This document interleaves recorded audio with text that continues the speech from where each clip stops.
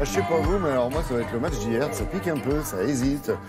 Bah, il était un peu mou. Hein. C'était un peu mou, mais au final, les Français sont qualifiés pour ce mondial en Russie. Direct. Voilà, exactement, pas de barrage. C'est rien. la première fois depuis 2006 qu'ils passent pas par les barrages. Ils ont battu les Biélorusses, les Français. Je vous propose de regarder ce qui s'est passé au Stade de France hier soir avec des Bleus qui devaient absolument gagner pour ne pas avoir à se soucier du résultat d'un indécis Pays-Bas-Suède. Et les Français ont donc battu les Biélorusses, bon dernier du groupe A.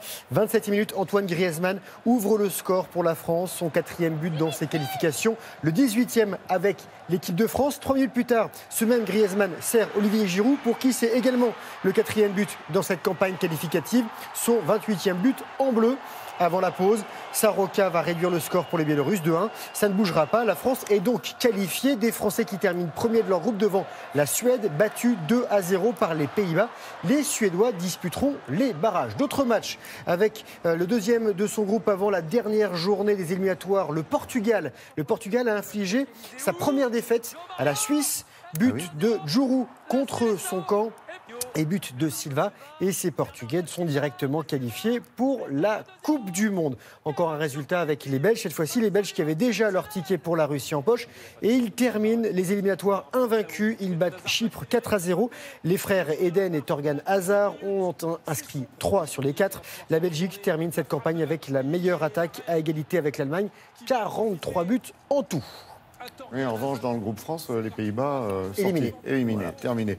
Du foot aussi en Amérique du Sud. Oui, parce qu'il n'y a pas que les Européens qui seront à cette Coupe du Monde. Et notamment, regardez les Argentins. Les Argentins qui ont pu compter sur un garçon.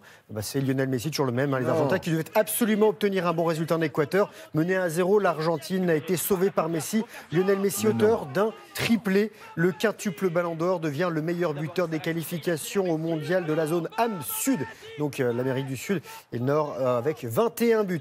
La Colombie sera en Russie, le Pérou en barrage. Les Colombiens ouvrent le score par James Rodriguez et les Péruviens, eux, à domicile, égalisent par Guerrero. Et dernier résultat de foot, le Chili a été éliminé, battu 3-0 par le Brésil avec un doublé de Gabriel Jesus. Voilà pour le football. Il y a également un peu de basket dans l'actualité sportive. Oui, avec un début de championnat d'Europe, la Ligue des Champions. Il y avait 3 clubs français hier sur les parquets. Il y avait 2 victoires. On a les images de la défaite avec Chalon-sur-Saône en rouge qui débute mal sa campagne européenne, battue 75-73 chez les Lituaniens du Neptunas Klaipėda.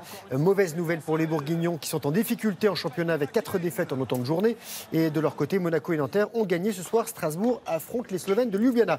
En haut de votre écran, c'est Lucas Pouille, Masters 1000 de Shanghai, donc en Chine, du tennis, vous l'avez reconnu, 24e mondial, le Français éliminé au deuxième tour par l'Italien Fognini, 7-6, 6-3. Fognini qui pourrait rencontrer Rafael Nadal au prochain tour. Et pour terminer, de belles images, on est retourné en France, de stand-up paddle avec la première édition de la Normandie Transpaddle de Trouville-sur-Mer dans le Calvados, avec un départ du port et un parcours de 11 km dans une mer relativement agitée. Plus de 100 amateurs de stand-up paddle donc ont participé à cette belle épreuve et on essaiera d'être là l'année prochaine. Je vous ai réservé un petit dossard pour vous. Ah, c'est gentil. Et vous penserez cette semaine à nous donner des infos sur la Mini Transat ? Bien sûr. Si on a des images, je pense que ça peut on a arriver. rarement des images. Le problème, c'est qu'on n'a pas d'images pendant la compète. Mais je vais vous trouver quand même ce qu'il faut. D'accord, c'est gentil. Merci Grégoire.